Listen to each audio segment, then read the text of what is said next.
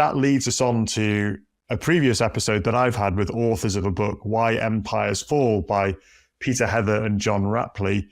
Peter Heather is a historian of antiquity, and John Rapley, a development economist. And they suppose or propose that the fall of an empire, and particularly the fall of Rome, could not just be understood because of a large influx of peoples from outside of Rome and from outside the empire, i.e. non-citizens or subjects. But they go on to advance that any coming apart of an empire, and then it blurs a bit, it gets into civilization and nation, is through a bureaucratic overreach in some respects, which I suppose we see and could agree with, but also because of financial indebtedness, having lived beyond their means, but then also through the trade with those on the periphery of the empire. We've raised their ability, and they have now become rivals. And so they try to, I suppose, diminish the importance that was placed upon the Edward Gibbon fall of the Roman Empire model of barbarian invasion led to the fall, and said, actually, there's a whole bunch of other things over here that would have more likely caused it. So you have disputed, not all of it, but part of it. What's right in there? What's wrong in there? Okay, yes. So the other, effectively essays of mine are all on my own Substack, which is Lorenzo from Oz. I did a review essay on Helen Dale's Substack of this book because I was interested in the book. I got it in Kindle and started reading it and realized I really seriously disagree with aspects of it. Now, I should preface that by saying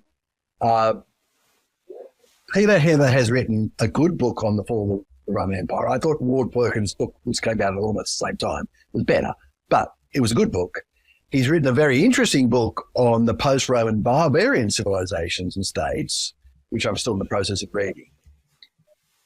And one thing he is very good at is discussing the interaction between Rome and its periphery.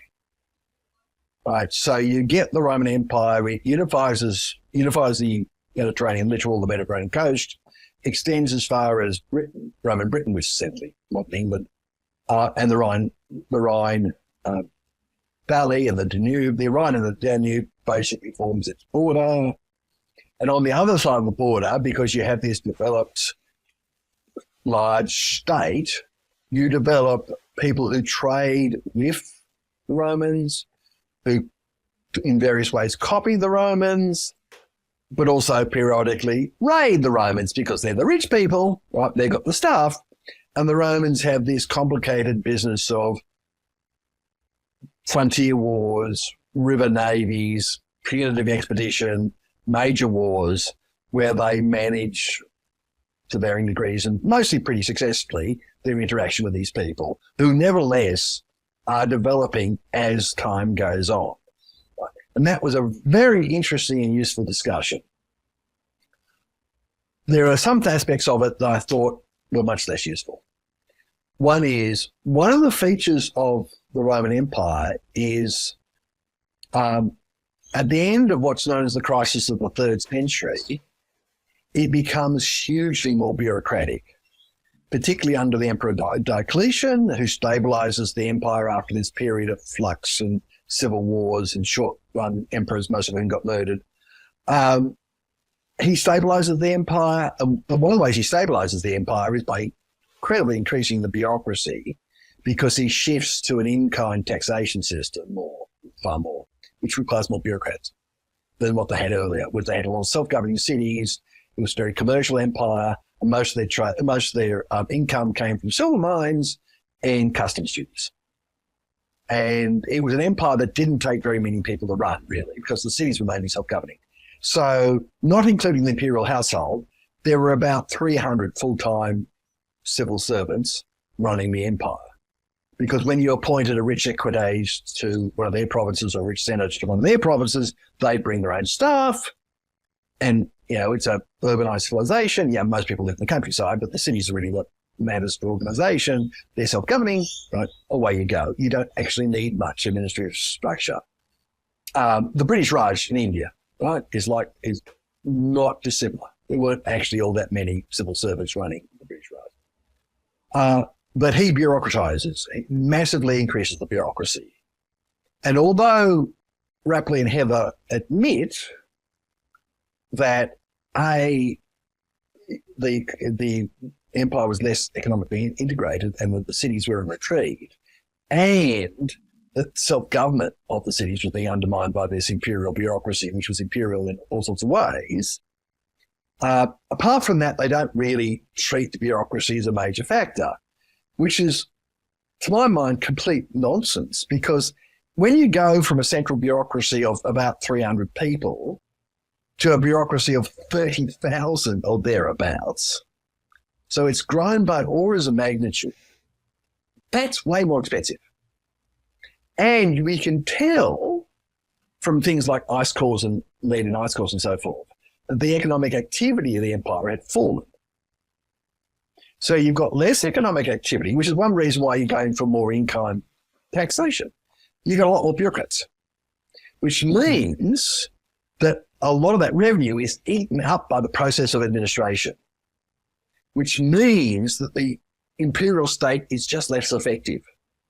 And one of the things you can see really clearly if you look at the history of the empire, the imperial state of the 4th and 5th centuries is considerably less capable than the imperial state of the 1st and 2nd centuries. And one of the big signs of that is the roads start deteriorating.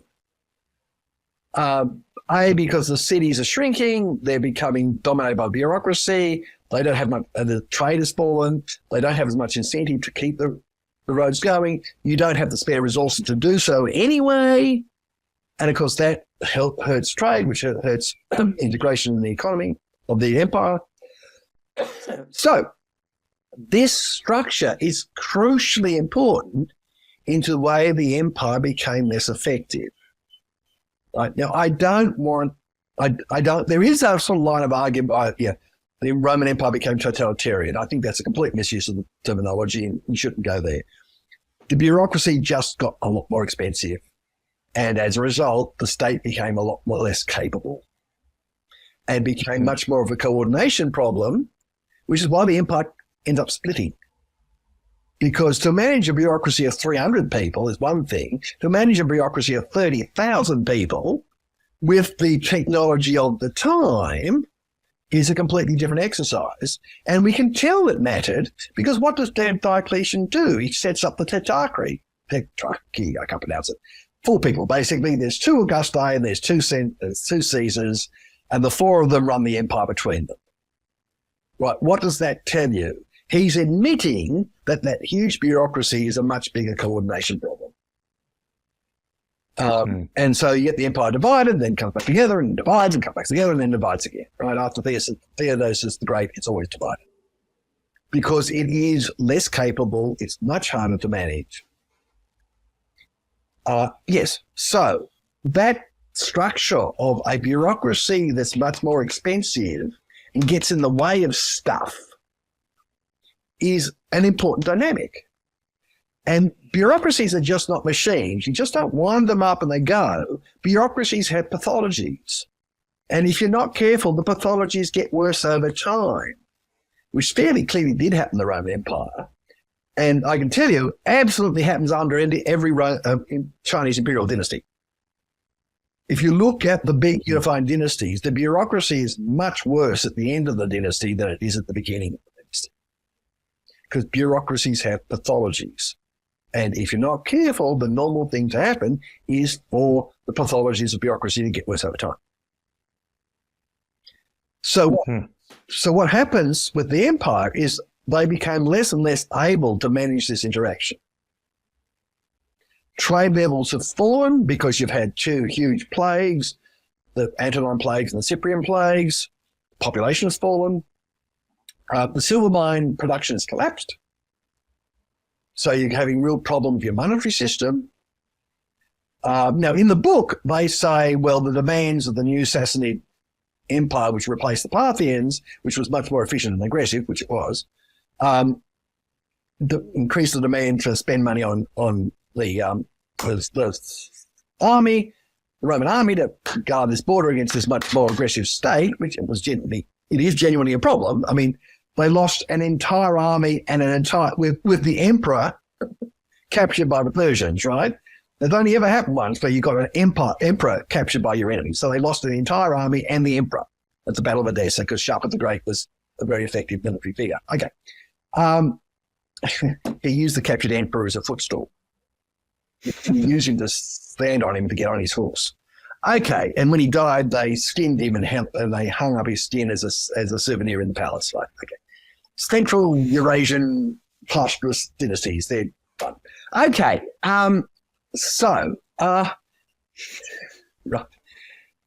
History, it's full of great stuff. Yes, but when you look at the actual, because we've got all these Roman coins, we can measure how much silver's in them, right? When you look at the silver in coin, it's quite clear that the silver content of the coins collapsed before the Sassanid dynasty took over. And that, I would argue, that was partly caused because if the silver production collapses because you're going deeper and deeper and you have these plagues and your slave miners all die because they're trapped together in horrible conditions and the mines flood, which they did, and you can't get at the silver anymore and you've got to debase your coinage. But that means, of course, that you were exporting silver as a trade system. Your silver went into the Indian trade system. We know because there's lots of Roman coins been dug up in India. Right? This trade flow stops, or doesn't completely, but craters really badly. Trade is a crucial revenue base. So you get all these Indian Ocean states that either go into retreat or collapse. Meanwhile, the Han dynasty is collapsing at the same time. And you've got this other trade system, which is you can't grow horses in China because the soil's short of selenium. So the basic thing is the Chinese would export silk and they'd buy horses. And then that silk would then be traded, some of that silk would be traded further through the Parthians and the Kushans into the Roman Empire, right? So you've got these two trade systems collapsing at the same time. And what happens, you know? The Kushan Empire falls over, the Han dynasty falls over, the Parthian Arasakid dynasty gets overthrown by the Persian Sassanid dynasty, right? And Rome falls into the crisis of the 3rd century. Rome survives because it's still got the Mediterranean Sea and that's a trade base they can keep going with, right? But, so that's all going on, and that then, the knock-on effect is you can't run this commercialised trade system like you used to, so you have in-kind taxation, so you have a much bigger bureaucracy, so you're subject to the pathologies of bureaucracy, so your state becomes less capable. And this is a very different pattern than their suggestion, right? And the reason why the people on the periphery get more aggressive is they've learned all these things from the Romans, and the Romans are less of a trade power than they used to be. So if you can't get their stuff by trading them, you get their stuff by raiding them. And so raiding countries shoots up and aggression shoots up. And these German states are now bigger and better organized than they used to be. And they're more of a threat. So you get the Battle of Adrianople, for example, where the Eastern Roman field army and the Eastern Emperor get killed by the Goths. Now, there's a lot of nonsense talked about this battle. People say stupid things like it's the triumph of cavalry, right? The Romans had lost Crassus's army in 54 BC or whenever it was to a overwhelmingly Parthian cavalry army. They'd lost Valerian's army at Edessa to an overwhelmingly cavalry Persian army. If you look at the Battle of Adrianople, it's just a repeat of Cannae, where the Hannibal destroyed an entire consular army and killed 2 consuls, right? It's basically the same. You pin the Roman infantry, you use your cavalry to strip their cavalry, you've pinned the infantry, your cavalry comes back, hits them in the rear, it's a horrible massacre. The only difference with Adrianople is they used a wagon lager instead of a clever infantry formation, right? It's the same deal. It's can they repeat it? What the significant thing about this battle was is that the Germanic peoples can now organise effective armies and battles at the same scale the Romans can, and they can win. Now, here's the problem. It's a lot cheaper to put a Germanic warrior in the field than it is to put a Roman soldier in the field, because you've got this great big bureaucratic tail. And if, operationally you've lost your advantage, but your soldiers are much more expensive, I can tell you what's going to happen over time. Over time, you're going to lose. You can get away with having expensive soldiers only if you're operationally much more effective. All right? So there is a story about Rome in the periphery here, but it is also a story about decay within the Roman Empire, the problems of bureaucracy, the problems of falling economic activity, and just becoming expensive, right? The Romans decided to use cavalry a lot more, heavy cavalry a lot more, but they didn't change their system. So this heavy cavalry, right, you taxed people, you paid the heavy cavalry, you bought their equipment, you trained them, you paid them. It was all very bureaucratic, right? Most states from about 600 BC to about 1500 later, 1800 AD, if they wanted heavy cavalry, most states, what they did is they got the cavalry guy to extract the income of the local peasants himself, to pay for his own equipment, to pay for his own training, and then he would provide his services for his lord. Notice that's massively economizing on the administrative structure, but that doesn't take much bureaucracy. It takes very little bureaucracy. You're getting the guy to do it himself. That's how the Parthians did it. That's how the Sassanids did it. And the Romans are trying to do it for this expensive bureaucratic structure, and it doesn't work. So you've got to think of those terms. And the migrations into the empire were deadly, because you had this expensive bureaucracy which was inefficient compared to the alternative, which is a Germanic warrior takes a estate, provides his services, no bureaucracy required. And you get local people who this increasingly expensive and decreasingly effective bureaucracy is effectively oppressing. And you get these new Germanic warlord turns up and says, I've got a deal for you. And by the way, I've got all the armed blokes anyway. So, right. And so you get that local interest being married to some Germanic warlord, and everyone deciding they can do without the imperial bureaucracy, which clearly for the next how many centuries they did. Right. So you've got to think of those terms.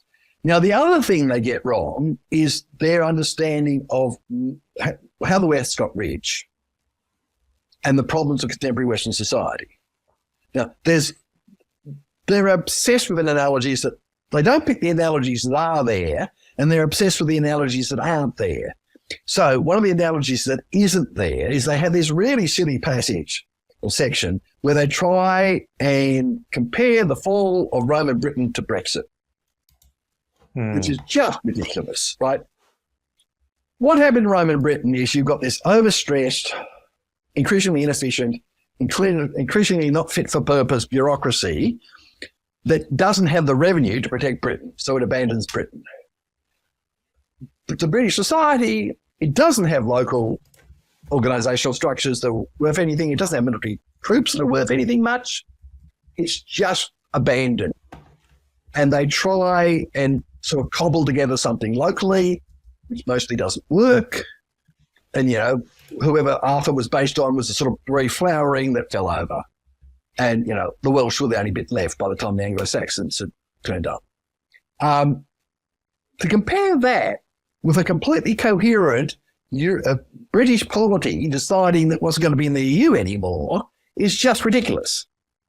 They have nothing in common except they're not part of the system anymore, right? If you want to look at Brexit, the first Brexit isn't Roman Britain being abandoned by the imperial authorities.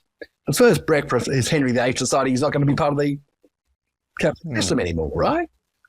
And I remember Rob Starkey saying very darkly that a whole lot of Heraclean Acts had to be repealed so Britain could join the EU. So that's a stupid analogy. The idea, which they actually say at one point, that Europe got rich by the transfer of wealth from less developed areas is just not true. Now, it's perhaps a little bit more obviously true if you're Australian, because Australia has always been a farm and a quarry. We're still a farm and a quarry. There's other things we do, but basically when it comes to our exports, we're a farm and a quarry.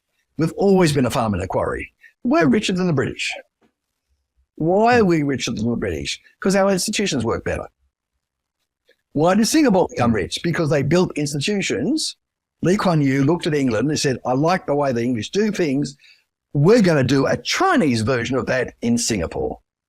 And it worked. Just like a Chinese version of that in Hong Kong worked.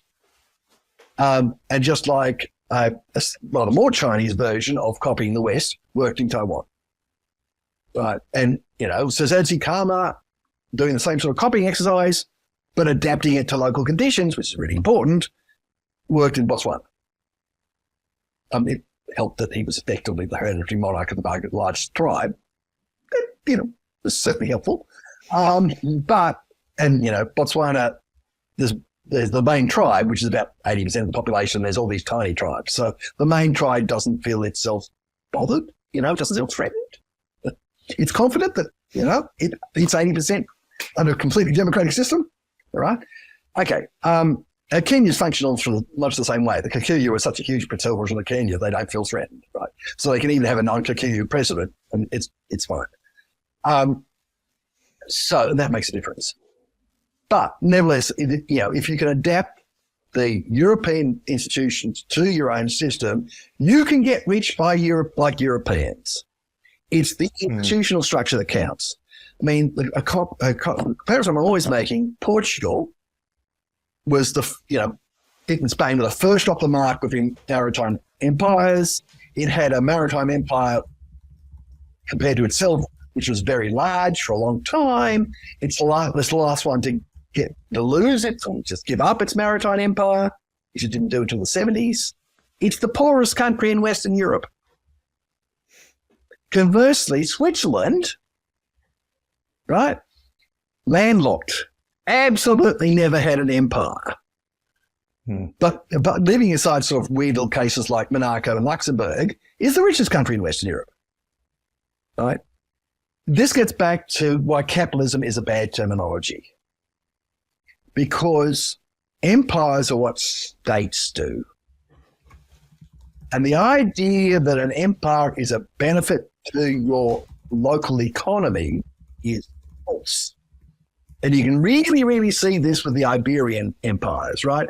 Because, yes, the bullion flows from the Americas was a huge boon to the Spanish and the Portuguese crowns, particularly the Spanish crown, which basically lived off as American silver.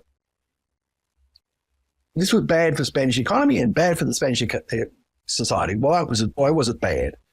Two reasons. It meant the Spanish crown didn't much have to negotiate with anybody and didn't much have to, none of the locals, and didn't much have to pay any attention to the needs of local commerce because it wasn't all that important to its revenue base.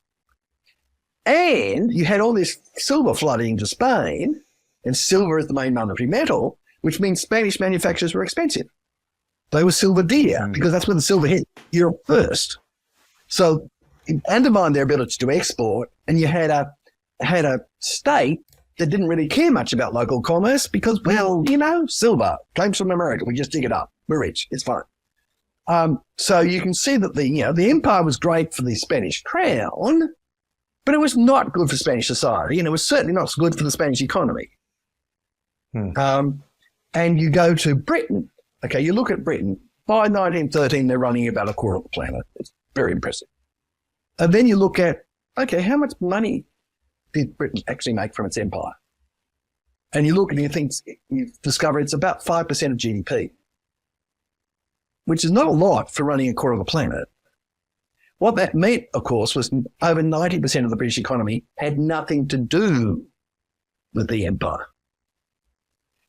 And when you look at these vast European empires, were they conquered by main armies? No. They were conquered by small expeditionary forces. Why? Because the way that European civilization had developed and the intense competition between the European states meant that they had really, really, really capable states and really, really capable institutions, so they could literally conquer a place with small expeditionary forces. Cortez takes over Mexico with a few hundred men. Now, why did he do that? Well, two reasons. One is disease. You export the entire Eurasian disease package to the Americas, and people die in horrifying numbers. And the other reason is the Aztecs were trying to run an urban civilization with no domesticated herbivores. And what do you do when you do that? You sacrifice people and eat them. That's what you do. Because you don't have any other good meat source, really. And of course, that meant that there were locals who hated them because they would go to war with them, capture their people, and eat them. So if you're the Spanish, you turn up and say, yeah, you hate these guys. Let's join them. Let's join, And Cortez had an army that was much bigger than a few hundred Spaniards because there were always locals who went, yeah, we want to kill them. And sort of log rolling. And the same thing happened in the Inca Empire. Pizarro never had very many troops, but he said to the locals, look, join Christianity and our rule is one man, one wife. And there's all these local men who couldn't get married because the Inca controlled the women, basically. And they basically said, you mean for you or Johnny, you get to get married? And Pizarro said, yes. And they go, Christian, where do we sign up? Okay, so in fact, this is a habit. The Spanish Empire did the same in the Philippines. They basically rolled around the archipelago, getting everybody to agree not to be pirates against each other. So you get these vast areas that conquered by remarkably small expeditionary forces because they were brave. Whatever else about them, they were brave. They had much better military technology. And they had all this experience about how do you manipulate the locals to get them to do what you want because the locals hate each other. Or else, in the case of the Philippines, if somebody could just come in, they could all agree not to pirate each other, right? Which is, it was an archipelago, people pirated each other all the time. The Spanish log rolled around saying, let's all agree not to pirate each other and we'll protect you against pirates. And basically everyone said, yes, let's do that. So it's the organizational capacity and the intense competition, right? So Francis Bacon points out in about 1604 that the compass, gunpowder, and the printing press were transforming the world. They were in European hands. They were all invented by the Chinese first. What did they do in China? Not a lot, really. They didn't even transfer China all that much. You put them in European hands where you've got a different institutional structure, a different, highly competitive state structure. They're all desperately competing against each other because they're all fighting each other all the time. You end up with really effective states who are really good at generating wealth and tax revenue, and so are very effective. Rich states mainly trade with each other. The overwhelming majority of rich states trade with each other.